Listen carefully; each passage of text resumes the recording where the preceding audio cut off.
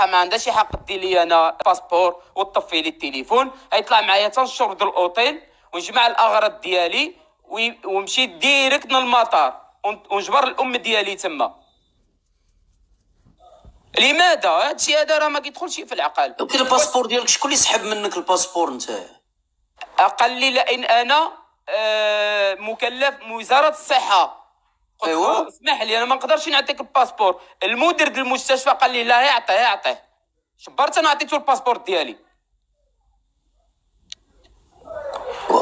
ومشى معايا تن الشومبر وطلع معايا تن الشومبر وجمعت الاغراض ديالي وركبت في واحد الداسيا وديريكت تن المطار. جبرت الام ديالي تما. يعني ما مشيتيش انت وياها؟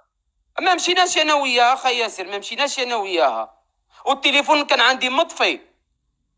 لا ولكن قضيه التليفون مطفي، واش انت اجبرت على انك تطفي التليفون؟ قال لي اطفي التليفون وطفيت التليفون خوفا. انا ما نقدرش نعمل شي حاجه حيت انا ما عارفش مع من كنت، وخوفا التليفون كان عندي مطفي. وكان سمع شي واحد كيتصل به كيقول له واش باقي مطفي التليفون، كيقول له باقي مطفي التليفون. وبقيت كنقول لهم شكرا الله يرحم والديكم نتوما مزيانين. طلعت الطياره شعلت التليفون، اتصلت بنائب، اتصلت باللي مكلف بالقنصل، قلت له احنا ها اللي عملوا لنا. يعني هذا الشيء اللي بغينا نشرحوه بان تونس كيفاش وصلنا تونس جبرنا القنصل العام المغربيه تونس ورجل الاعمال السفاره المغربيه اللي في تونس وبعد الاخوان. تما شدوا الام ديالي وقالوا له هذه مراه مغربيه ما عندكم شي حق نتوما ديوها. ومشيني مسحت الرعايه الساميه صاحب الجلاله نصره الله وعاش الملك. داونا احسن كلينيكا اللي كاينه في تونس. باتنا ليله ولا غدا في 9 الصباح جات البولانسيا وجاو الناس هذوك د القنصليه والسفاره حتى المطار قرطاجه. ومطار قرطاجه طلعنا في خطوط الملكيه المغربيه حتى الدار البيضاء. اوكي حنا سمعنا ان قال لك باوامر من تبون رحله خاصه. كلشي كذوب ياسر اخي، كلشي كذوب. هاد الناس هادوما هاد الاخوان الجزائريين المحترم انا والله ما قلت شي حاجه د العيب. هاد الناس هادوما علاه حيت الناس طيبين واحد الدرجه اللي ما تصورش اخي ياسر. هذه شهاده لله، اليوم الدنيا وغدا الاخره شهاده لله. انا ما هضرتش على هذيك الناس، انا قلت هذيك المسؤول اللي كان كيتخذ بهذه القرارات هادو صافي. ما انا ما ابدا الرحمه. انا واحد انسان مربي على خلق محترم. ما عمري قلت كلمه واحده في هذيك الشعب. وتاديك الناس الاطباء اللي كانوا في هذيك المستشفى الزميل اللي كنشكرهم جميع الشكر. اقسم بالله اخي ياسين انا هضرت على هذيك المسؤول اللي كان كيتاخذ هذه الامور هذه بهذه الطريقه هذه. لو قضيه الزياره للام ديالك في السبيطار واش كتكون معاكم شي مشاوره او الناس اللي كتجي تصور وهذا الشيء؟ يعني واش كاين شي اذن واش كاين شي شوف خي ياسر، اول اذاعات رسميه اللي جاو عند الوالده ديالي. الوالده كتحطات الطياره نهار الجمعه حنا اتصلت بنا واحد السيده من المستشفى قالت لنا لان الام ديالكم ها اللي وقع له حنا هذاك الشيء ما تقبلناش. يعني كيفاش الام جا من السعوديه من الحج في الجزائر، يعني طبيعه الحال حنا هادشي هذا راه ما عرفناش ياك. قالتنا بالحق بزاف نهار الحد ان شاء الله، نهار الحد هيتم الترحيل ديالها. نهار السبت الاذاعات كاملين الرسميه دخلوا شيء مفاجئ على الام ديالي. انا كنشوف في الفيديوز وكنشوف هذا سولت هذيك السيده قالت لي لئن هادوما اذاعات جاو يستجبوا الام ديالك. انا حسب لي المساله عاديه، يعني انا ما كنعرف، انا رجل سياسي ولد الشعب ما كنعرفش في هذه المسائل هذه. صافي هادشي اللي كاين اخي ياسر. قضيه ديال قال لك الصحفيين الورقه عطاوك ورقه تقراها وهذا شيء من هذا القبيل. خي ياسر شوف اخي، اليوم الدنيا وغدا الاخره. انا قسمت بالله وحلفت وقلت الله يربي يحرمني من الجنه. يعني ما كاينش شي حاجه من الجنه من غير الموت، ياك؟ نعم. والله هذيك الكتابه اخي ياسير ما كتبتها انا، بالله علي العظيم. يعني كاينه ورقه تعطاتك باش تقراها؟ اخي ياسير هذيك الورقه والله ما كتبتها انا. شوف ياسير، انا ما نزيدلكش شي حاجه اخرى، وما نقدرش نكبر السوق اختار. صافي، يعني انا خصني نجمعوا دابا علاش غتكذب انت في المغرب في بلادك؟ ما كاين علاش شوف ياسير اللي عمل شي حاجه بيناتو مع سيد ربي وحسبي الله ونعم الوكيل. اللي عمل شي حاجه واللي سبني، الله يسمح له دنيا واخره، وما عرفش الحقيقه، الله يسمح له دنيا واخره. وانا والله ما عملت شي حاجه، والله ما عملت شي حاجه خاطئه لا في الشعب الجزائري ولا في الشعب المغربي. بالعكس، الشعب كان محترم وراجل وحنين وواقف معايا في هذيك الساعه، ياك؟ الشعب المغربي كيسب ما عرفش علاش. شنو اخر اخي ياسير؟ لا، قضية شوف، قضية السب ديال المغاربة ماشي يسبوا المغاربة، ما مشاو بالعاطفة. المغاربة أغلبية لأول مرة كيشوف التصويرة ديال الحاجة في واحد الشكل غير لائق. يعني كاين اللي ما شايفهاش ما عارفهاش. انا والله لا بالسيف عليا هذه باش حطيت اخي العزيز. انا نقول لك كلمه واحده، اخي ياسير. نعم. الموضوع باش بدا اخي ياسير. هو حنايا كيفاش كنا في تونس، كنا في تونس مع المملكه المغربيه اللي في تونس. سمعنا لان النائب العام، النائب القنصل قالنا زعما نتوما تحت الرعايه الساميه صاحب الجلاله. هذيك الملك ديالي انا كنبغي، انا مغربي، دعينا معانا والام ديالي، ما فيها حتى شي حاجه، مساله عاديه. لا نعم. صافي تما بداو بالسبان اخي ياسر، تما بداو بالسبان. هادشي تما في الجزائر؟ لا ماشي في الجزائر، في تونس وفي الطائره تما بدا السبان. علاش الجزائر هي اللي داوت لك اماك؟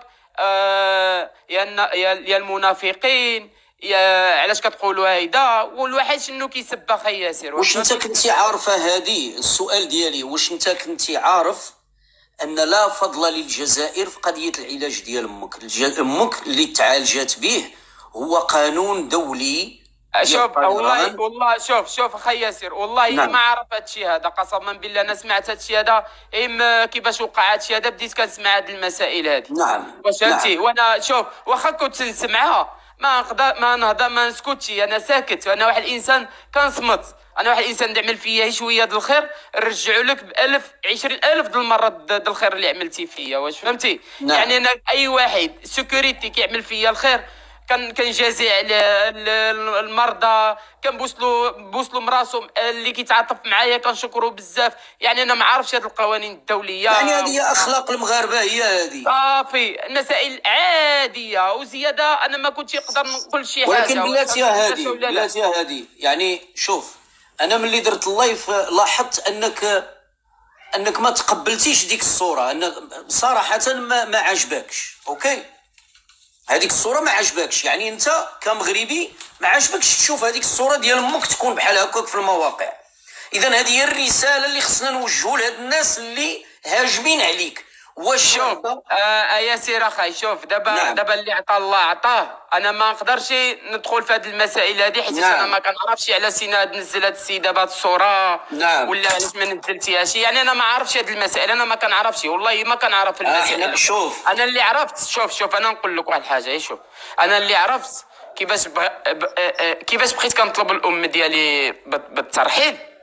لاحظت كاين ناس كبار هما اللي كانوا كياخذوا القرارات، ماشي مدير المستشفى. فهمتي دابا اخي ياسر كيفاش الامور ماشيه؟ صافي، يعني عرفت هذيك الناس كبار هما اللي كانوا كيتاخذوا القرارات في الام ديالي. انا ما نقدرش نهضر. باش نهضر يلا قول لي دابا تينا كيفاش غادي نعمل باش تهضر؟ وهاد الهضره خصك توجهها للناس اللي انتقدوا كما انا معاك وانتقد وما عارفش حسبي الله ونعم الوكيل فيه. يعني هو ما عارفش الحقيقه وكينتقد حسبي الله ونعم الوكيل فيه، والله يسامح له دنيا واخره. هادشي اللي نقول لك اخي. اوكي خليك معايا هادي، انا غادي ناخذ الناس اللي معايا بعجاله، ولا كان شي سؤال انا اللي غادي نحيلو لك. تفضل. إلا ممكن تسبقني سيدي ياسير، أنا في السيارة مع وليداتي. سميرة أنت الأولى. الله يطول عمرك. شكرا لك سيدي ياسير. أولا غنقول لك والله أخويا كون قدامي نبوس لك راسك على هذا الموضوع. أنا متبعاه من الأول، تكلمت بلساننا وبلسان الحكمة. حنا ناس أشراف، وجات مع هذه الظرفية ديال هذه الأيام الكبيرة عندنا حنا كعيد العرش اللي سيدنا داير هذا الخطاب الطيب. ممكن لينا والله العظيم كلنا بقينا كنشوفوا يعني وكنديروها اليوم، لاننا كنشوفوا ناس اللي خرجات. وانايا كنهنئ الاخ الهادي وانا معاك وكنشد على يدك، وهذيك امنا جميعا، وهذا الشيء اللي حسيتي به حنا حسينا به وحنا معاك. كاينه واحد الرعشه في الصوت ديالك ما عاش، ولكن اللي رعشك انت حر ومغربي، وهذيك امك امنا. واليوم كنطالبوا من المغاربه ديال الصح، خليونا من الركوب ديال هذا نكر الخير نكر الخير. الانسان انت انسان طيب، جيتي تكلمتي في الحقيقه، انا شفت الصدق في عينيك، الرساله بلغتي يعني رساله حقيقيه. انا كنشوف هاد اشباه الرجال وخوا عندنا ديال مواقع التواصل الاجتماعي اللي طاعوا هما اللي خلاوك باش يوقفوا في جنب ولد بلادهم يعني كيتعالاو مع الجانب الاخر. فحشومه وعيب وعار معاك. وكنشكر سيدي ياسير اخي وتكلم، وحق هذا حنا كنشكروا كاع الناس اللي داروا داك الخير، وحنا كاع اللي قال فينا شي حاجه مزيان ولا الناس واحد النسبه ديال الجزائر فوق راسنا ما عندناش مشكل.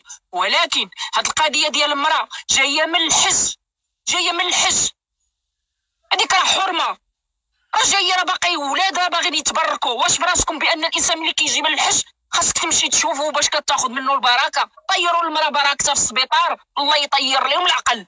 حشومه الانسان يسيس موضوع ديال المراه حاجه، المراه صحات وما كيعنقوا فيها. ولا ما سخيناش بك، وراه الضحك هذا كيفاش ما سخيتوش بها؟ هي اللي ولدتكم لقيتوها. القضيه كانت مسيسه 100%. السيد خاد له الباسبور، السيد كيتكلم وقال كلمه الحق. والقضيه كيفاش ناضت اخوتي، هو الانسان طيب وتعامل. لو كنت انا كاينه تم غنتعاملوا حنا فينا ديك الطيبه الزائده وداك الشيء باش ربي مربحنا وغنبقاو ديما رابحين. فاش نزل اخوتي كيشكر في جلاله الملك، وما لا هما بغاو داكشي اللي كتبوه هما ودار، بغاو يديروا ديك الصوره. هاد السيد وبلاد الشرفه غاديين تقالت الحقيقه وشتري في يدو مع شعبو ورعايه شعبو وحبو. واش غتديروا يدكم في قلبنا تنطروا القلوب ديال 40 مليون مغربي باش تحيدوا حب محمد السادس؟ وعاش محمد السادس.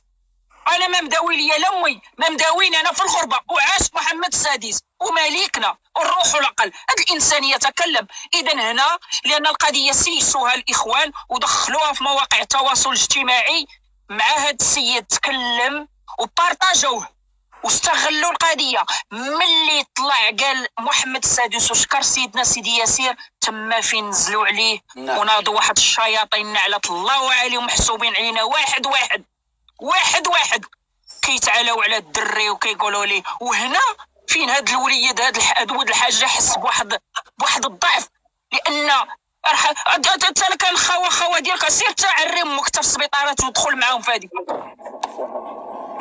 فهاد الولد بحياه، هاد الولد تكلم اخوتي والله العظيم سيدي ياسير. انا متبعه القضيه الى انسان ما مس الشعب الجزائري الحر ولا هاد القضيه. ولكن فين نزل عليه هاد الشيء في الكلمه اللي شكر محمد السادس، لان القضيه كلها تسيسات. كنحييكم والله ينصركم. ياسير انا عا كلمه وغنزل. انا بغيت ربي ديما يديك في النجا ويجيبك في النجا. انا بغيت ربي يحفظك، انا بغيت ربي عريشان. واللي باغيين يكسروك وكيحاربوك ويضربوك في الحسابات خليه الاعداء من الوطنيين. الله يكسر لكم الظهر. وانا مشيت. السلام عليكم. اللهم امين. شكرا اخت سميره. غير القضيه اللي ممكن نشرحوا الاخوان، كاين جوج ديال كاين او بي ممكن نشرحوا. انساني الا كانوا كيدعيوا الانسانيه وانهم هما اللي عالجوا الام او الحاجه المغربيه، الله يكثر خيرهم. لكن علاش الانسانيه ديالهم ما استمراتش؟ وكما خرجوا بعض المنابر الاعلاميه تيقولوا بأنه بأوامر من رئيس البلاد غادي توجه مباشرة للمغرب. علاش الحاجة مشات لتونس؟ إذا هنا فين كنطرحوا السؤال.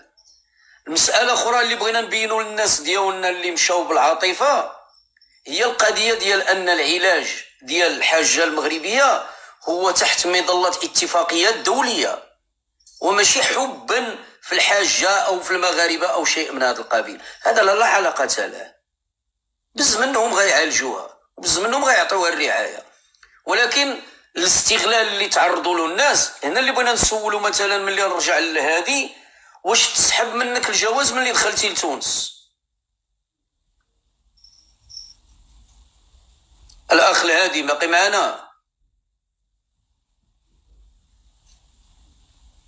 هادي اسمح لي اخي ياسر، اسمح لي، انا باقي معك باقي معك. واش ملي دخلتي لتونس عاوتاني خداو لك الجواز ديال السفر؟ المملكه المغربيه. اوكي. اللي كيفاش دخلت انا لتونس؟ خلي المملكه المغربيه. لا الجواز ديالها. لا شوف بقى الباسبور ديالي في الجيم ديالي وديال الام ديالي بالحق تحت الرعايه ديال المملكه المغربيه. هما اللي داونا للكلينيكا الام ديالي، وانا بقيت في الكلينيكا مع الام ديالي هذيك الليله.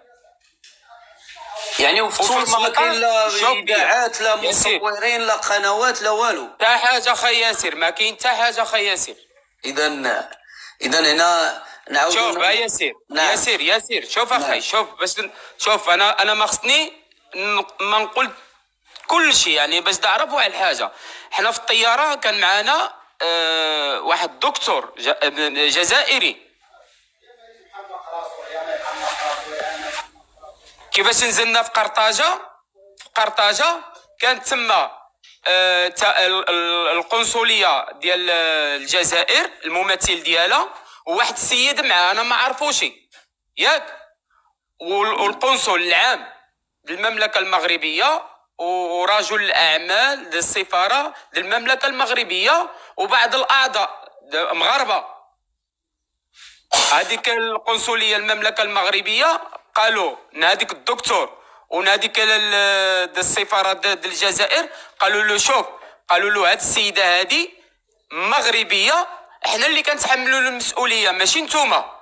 الله يرحم الوالدين، ما تقربوا ولا شيء، خصكم تغادروا من هنايا. بقات المملكه المغربيه هي اللي متكلفه معنا في حنايا كي كنا في تونس. اوكي. اذا هذا جميل اننا نعرفوا. هذا بالنسبه لك هادي، انت راك دابا في المغرب، راه ما كاين اللي غيقيسك، ما كاين اللي غادي هضر بكل اريحيه وبكل. شوف نزيد لك قضيه اخرى. نزيد لك قضيه اخرى. حنا كي كنا في الجزائر النهار ديالنا حلوه ديك الشيء. انا كيفاش طلعت من الطياره شعلت التليفون، اتصلت بالسيد قلت له شوف اللي وقع صافي. يعني هو كمل الشغل ديالو. واش فهمتي سي ياسر؟ نعم. وتليفونك ما طلبوا منك لا تطفي تليفون لا حتى شي حاجه، يعني الاجراءات. لا انا شوف، انا التليفون بقى عندي مطفي. من 2:21 دقيقه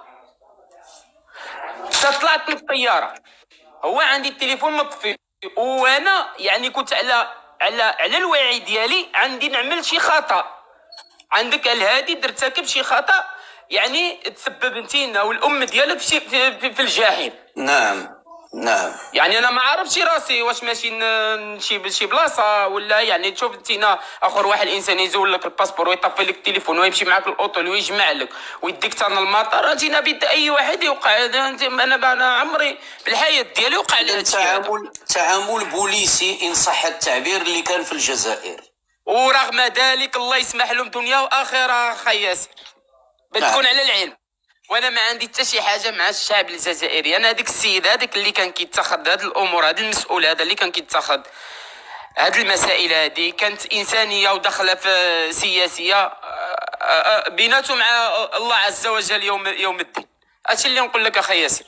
اذا كما نسمع انا دابا ان ولد الحاجه الناس اللي خرجت كتهضر وكيقول لك انا الشعب الجزائري الله يرحم لهم الوالدين، الطبا اللي عالجوا لي امي الله يرحم لهم الوالدين، ولكن الاداره التعامل كان تعامل يعني فيه نوع من الترهيب وتعامل بوليسي. صافي شدات مدام، اش باقي بغينا نشرحوا اخو؟ خليك معايا هادي، انا خذ الروم 101 بعجاله. تفضل اخويا، راه من قبيله وانت كتقول لي طلعني.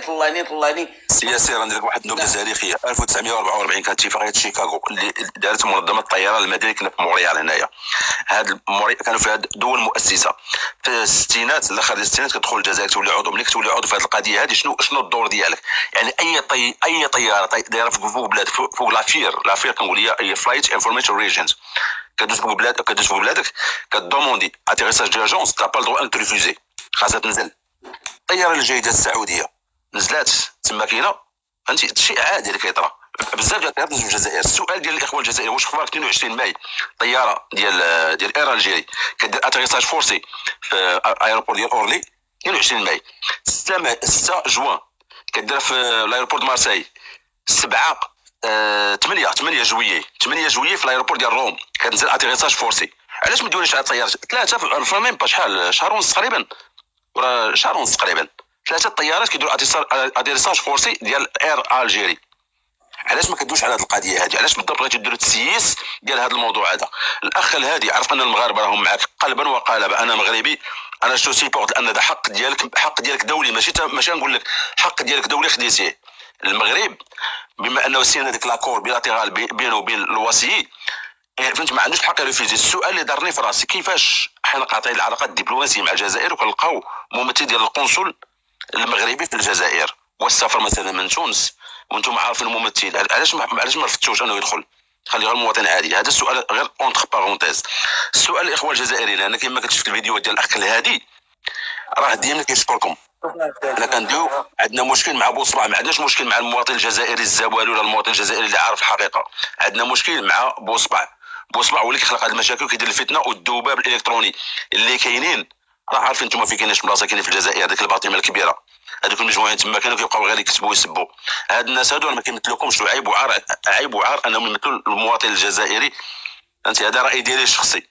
اوكي، شكرا اخي روم 101. بعجاله ندوز عند نورت افريكا باش نطلع ناس اخرين لان الله اللي يستعمرها لتحت. تفضل نورت افريكا. السلام عليكم. وصلت ياسر. الله يحفظك العزيز. انا والله كنت حاب نطلع باسكو كنت حاب نعقب على الشيء اللي قالوا العربي، باسكو كان انا باسكو اي واحد يدير الصوره تاع الامير عبد القادر انا شفت يعني الشيء اللي قالوا يعني اخونا هادي، وهو مشكور على ذلك. يعني حينما شكر الشعب الجزائري، شفتوا يعني في الطائره قال اشكر الشعب الجزائري واشكر يعني الطاقم الطبي، لكن بعض السياسيين ربي يهديهم. وهنا وين راح يكون مفترق الطرق، لو بوين دو ديفيرجونس. يعني هنا اذا كنت انت تحب الرونجاس فراح يضرك هذا الكلام هذا اللي قالوا خونا هادي. اما اذا كنت ما تستعرفش بهذا النظام فراح هذا التصريح تاع خونا هادي راح يكون يعني شيء عادي، يعني نورمال فهمتني ياسر؟ نعم. وممكن يعني للاسف يعني راكم تشوفوا لي فيديو يعني نتاع الناس هذه اللي راهي تطيح وتقول يعني اشياء يعني على خونا هادي، لكن كاين اناس بار اكزومبل حراكيين ما يستعرفوش بهذا النظام قالوا على انه هذا الشيء اللي قالوا هذه شيء عادي، يعني ماهوش يعني خارق. تسحب منه الباسبور ديالو، اوامر انه باش يسد التليفون. يعني انا يعني ما تعاملوش معاه كمواطن عادي مسكين داخل على قبل امه. علاش تسد لي التليفون؟ ما السبب انك تغلق لي التليفون؟ صح.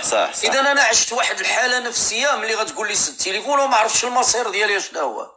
ونزيدك ياسر، هذا الانسان اللي راح عند خونا هادي اسمه مستر غبي او مستر ابي وما على باليش. لازم تعرف باسكو راه عند خونا هادي والام تاع خونا هادي وقالوا الشعب الجزائري يحب الشعب المغربي. راح نمد لك واحد المعلومه، لازم تعرف باللي هاد القومي هذا تاع مستر ابي هو من بين الناس اللي روجت للخرجه تاع باريس في لابلاص تاع كولونيل فابيان، وين الحركه خرجوا يعني في عيد النصر وسبوا وطيحوا الخاوتنا في المغرب وقالوا اعطوا له البنان. ما راحش نكمل يعني لا. نعم. لي جون كيزون بيتيني لا فوتو دي روا، دونك ما راحش يجي ويقول لك والمغرب وخاوتنا ويمد لك. هذا كله كذب في كذب. وخونا هادي ميرسي يعني الكلمه تاعك، يعني وين شكرت الشعب الجزائري ومرحبا بك في الشعب الجزائري، والجزائر راهي شكرا لك الاخ يحيى. تحيه الشعب الجزائري، تحيه الشعب الجزائري العظيم العاطف الحاني. هذا شيء اقسم بالله شكر الشعب الجزائري يكفي. شوف انا من اول كلمه ديالي كنشكر الشعب الجزائري، اقسم بالله ما عندي شي حاجه مع الشعب الجزائري. انا ديك السيد هذيك المسؤول اللي كان كيتخذ هاد الامور هذه هو اللي وحسبي الله ونعم الوكيل فيه وبيناتو مع الله عز وجل. حق الشعب الجزائري انا كنعترف بها وشهاده لله والله العظيم بالله، واحد الشعب عاطف وحانو اقسم بالله العظيم. انا وكلمه شكرا اخي هذه، وكلمه اخيره حبيت نعقب على الشيء اللي قالته سميره. شوف انا هذا الضجه هذه ماهوش لانه يعني هذه شكر الملك يعني المغربي، لكن اظن الشيء اللي ضرهم هو عندما يعني فرق بين الشعب الجزائري والنظام القائم في الجزائر، وهذا الشيء يعني يضرب عرض الحائط البروباغندا تاع قنوات الزيغو والروغار حاشاكم خوتي. وتمنيت لو خوتنا في المغرب في كل مداخلاتهم يفرقون بين الشعب الجزائري والنظام القائم في الجزائر. احنا نقولوا تبون ونقولوا الجزائريين، صحيح ونقولوا الجزائريين، وهذا الشيء هو حتى انا كامل الاحترام الى الشعب الجزائري، وكلامي غير موجه في الانتقاد الى الشعب الجزائري. الشعب الجزائري بحاله بحال الشعب المغربي، ما علاش غادي نعاير انا جزائري؟ ما عندي علاش أنا. ولكن اللي داخلين في العصابه التي تسعى الى تفريق وقطع صله الرحم او ضرب في بعضنا البعض، هادو تبونيين، فنحن معهم الى ان اخي ياسين اخي ياسين نعم اخويا اخي ياسين نعم اخي ياسين. شوف هذيك الاعلام هذيك المهرج انا ما عمري شفته لا في تيك توك ولا في اليوتيوب، ما عمري شفته في الحياه ديالي. الدخله ديالو كانت مفاجئه من الام ديالي، يعني جاو بهم تقريبا ما نعرف شحال وجاو ودخلوا على الام ديالي. بمعنى حتى واحد ما كيتشاور الا بغى يدخل. اسمعني بلاتي خليك معايا هنا. هذه وجهها كلمه بلاتي هذه بلاتي عطالو المدير المستشفى اوتوريزاسيون وجا دخل على الام ديالي. اذا هنا كنوجه للمشايخ او الشيوخ او باللي كيهضر من المنطلق الديني وكينتقد هاد ابن الحاجة الله يطول عمرها، ما كيفاش تشرح ليه؟ راه هي في دولة مسلمة وفي بلد مسلم وفي حالة مريضة، كيفاش كيدخلوا عليها هاد الناس بلا اذن بلا احم بلا تستور بلا والصور ديالها اللي خرجت. نتحدى ياسير شوف اخي، نتحدى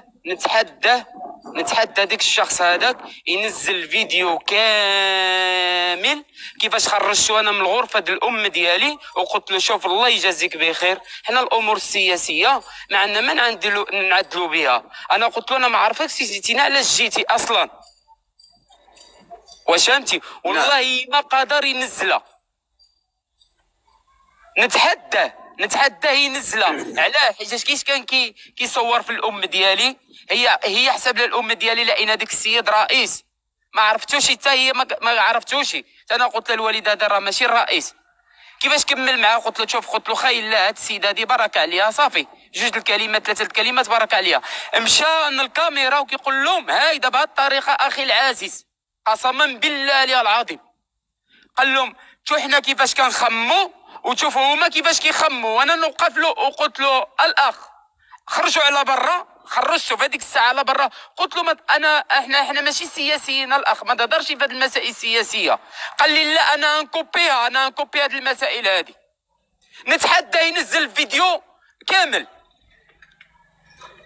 يلا واسمع واش فهمتي؟ نتحدى ينزل الفيديو كامل اخي، واش فهمتي؟ يعني شوف هو السبب الرئيسي في هذا. اخوان عطونا تكبيس وبارطاج الله يرضي عليكم. راه فهمتي احنا ما عندنا غلط. حنا شوف انا جيت مورا الام ديالي، الله يرحم الوالدين ويعاونونا في الله. سمحت في ولادي، جيت مورا الام ديالي، الناس تعاطفت معانا، هذيك الشعب الله يعمرها سلعه، ولاد الناس الله يخلف عليهم، الله يكثر من خيرهم، ما عمري نسالهم الخير ديالو. اوكي خلينا عبد الهادي خليك معايا غندوز عند السامر. تفضل رحنا ياسر ميرسي. نعم واخا تهلاو في رواحكم. وراه كاين واحد الانسان اسمه عبدو باسكو على بالو باش اللي اذا ممكن نطلعوه. ميرسي عبدو لا عنده صورة بالاسود وكاتب بالاصفر.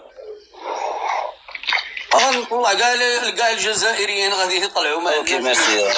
اوكي سمير طلع في روحك طلع. اوكي الله يحفظك انا طلعتو. أزول والله سمير أزول سلام ياسر. مرحبا. شكرا على المساحة، وأزول الجميع اللي راهم هنايا. صح الهادي انت راك تكذب الهادي، ودوك نقول لك علاش راك تكذب الهادي. قول لي اخي، قول لي علاش. يلا. لانني انا هو ولد الحاجه. انت ولد الحاجه. هذا غيحيد لك الحاجه كاع غيديها لك. انا هو ولد الحاجه. شوف على كل حال راني نقصر معك. الله يحفظك. انا بغيت غير كلمه صغيره على كل حال باش نهبط، لاني راني في باريس مع شاي القافله، ورانا تلاقينا بكوكو، رانا رايحين نديروا لايف صغير مع كوكو. مرحبا. لهذا انا حبيت نطلع شويه مع ياسر، عندي بزاف ما طلعتش، ولكن نقول كلمه. انا الحادثه هذه شغل هي العصابه الجزائريه، هي ماشي نظام، هي عصابه. شوف اخي، انا ما كنعرفش بمسائل بحال هذه الاخ، انا ماشي سياسي، انا اللي وقع لي عاودته. نعم. عاودته. شوف اخي انا يمكن عاودته بواحد الطريقه، من بعد هما سيسوها، انا ما درت الله العظيم. نعم. شوف اميدي، شوف انا ما يهمني هنا، حتى انا لست بسياسي. احنا اللي بغينا، انا الحلقه هي اصلا غير موجهه للجزائريين، موجهه للناس اللي انتقدوك داخل المغرب. داك الشيء علاش انا مره كنجي عندك باش نسمعوا منك مباشره الظروف اللي عشتيها تما، بعيدا عن السياسه او ماشي السياسه. الجزائر بعدا ما فيهاش السياسه اصلا، ما كاين حتى سياسه في الجزائر. نو دقيقه ياسر، دقيقه. انا واش حبيت نقول له، شكرا. انا واش حبيت نقول له، هما اللي يحبوا يسيسوا واش وقع لك، ماشي انت اللي راك تسيس. هما اللي يسيسوه. لانه علاش انا واش حبيت نقول لك، العصابه الجزائريه هذه راه عصابه شغل اطفال صغار، مشاكسون كما يقولوا لهم بالعربيه، مشاكس. شغل اللي يحبوا منين ذاك يحبوا يبرزوا في الساحه العالميه، ومن بعد يدير لك اكسيون. مثلا يجيب لك اخت هذاك اللي قتلوه تاع الماك مثلا، اللي قتلوه يجيبوه في الكاميرا ويقولوا يقول باللي اخي ارهابي وكان يعمل مع فرحات ارهابي، يعني نفس الشيء يسيسوا. يعني حاجه وقعت، هذيك المراه مات خوها اللي كان مع الماك قتلوه، والنظام هذا الارهابي، هذا العصابه اللي حبوا يسيسوها، وقال لك لا هذاك كان ارهابي، يعني نفس الشيء. دوكا واش حبوا يديروا؟ حبوا زعما يعطي صوره اننا الطب الجزائري كاين الطب، حتى المغاربه نحن نداوي حتى المغاربه. يعني شوف نحن كما هما، علاش؟ لانهم شافوا ان الملك محمد السادس دائما يقولوا اليد الممدوده، ومن بعد شكون الكبير؟ هو الكبير في العقل هو اللي عنده سياسه اليد الممدوده، فهمت؟ اما الصغير في العقل هو اللي دائما يضرب ويسب ويشتم، هذاك راه حمار. ومن بعد هما دوك عاقوا شويه، قال لك نديروا فيها سيناريو، الحاجه رانا داويناها والطب الجزائري من النوع الرفيع وبالاك، ومن بعد تخرج على ذاك تبقى شهور وهي تمشي. شوف يقولوا لهم للشعب، احنا حتى شوفوا ولادهم وداويناهم، وهما يظلوا يسبوا فينا في التيك توك ويشتموا فينا ويخدموا مع الصهاينه، فهمت؟ هذه هي العقليه. الصهاينه